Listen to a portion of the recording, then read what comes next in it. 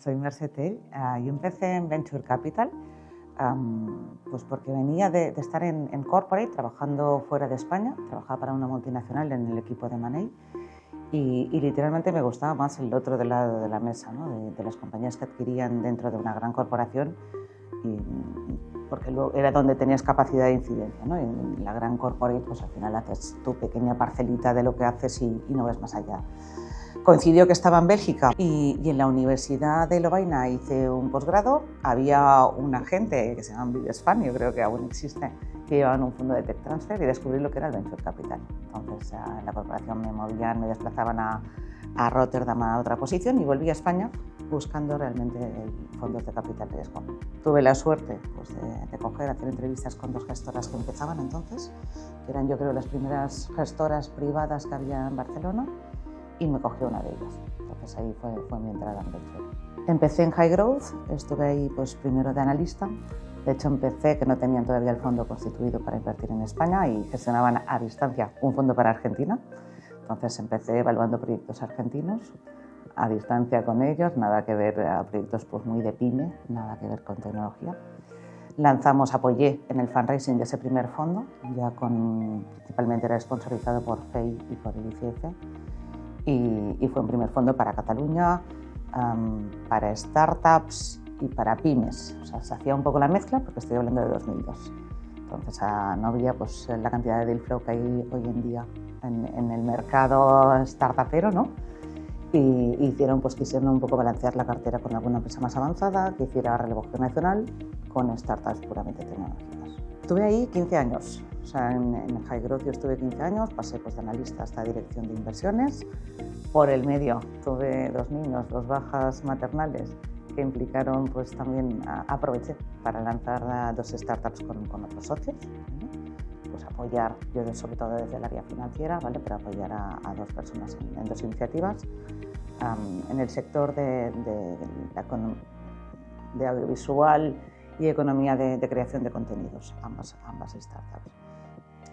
Que siguen su curso. En una sigo involucrada, en la otra pues, lo lleva el otro socio que está conmigo.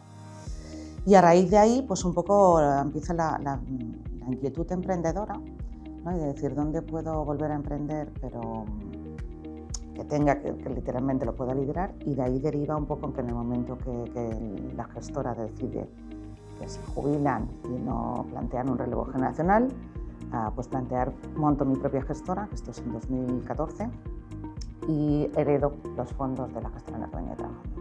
Pues en 2014 High Growth deciden los socios liquidar la gestora, me proponen de hecho que me integre en otras gestoras y es el momento que planteo yo con otra persona del equipo juntarnos y montar una gestora y empezar heredando esos fondos.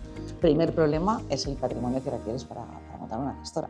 Siendo equipo de una gestora, obviamente no había tocado carry, ¿vale? No había acumulado mucho más que lo que ingresaba por mi sueldo. Y sí es verdad que la startup, una de las que había montado, pues me dio algo de recursos, pero lo siguiente fue buscar a alguien que nos financiara. Y encontramos, de hecho, por una de las participadas a un business angel que nos apoyó en financiarnos para montar la gestora. Y luego lo siguiente fue proponer a los partícipes de los fondos que se gestionaban pues la posibilidad de que se abriera una nueva vía, ¿no? De que nos apoyaran para montar la gestora. Eran 2 fondos, se tuvo que hacer juntas, lo vieron bien y lo siguiente fue ir a CNMV. Y ahí es el proceso.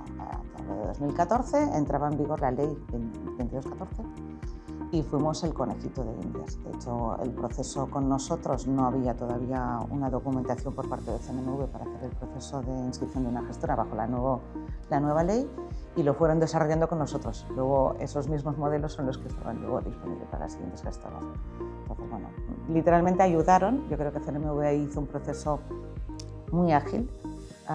Tengo que reconocer que fue muy ágil con nosotros porque la otra gestora tenía que cerrar y teníamos que heredar esos fondos, ¿no? Y mientras tanto, incluso permitieron que estuviéramos ya trabajando con el portfolio sin tener la gestora creada. Al final éramos, tanto yo como Félix Arias, que era la persona con la que monté la gestora, formábamos parte del equipo. Entonces nos permitieron facturar directamente a los fondos durante un tiempo mientras constituíamos la gestora.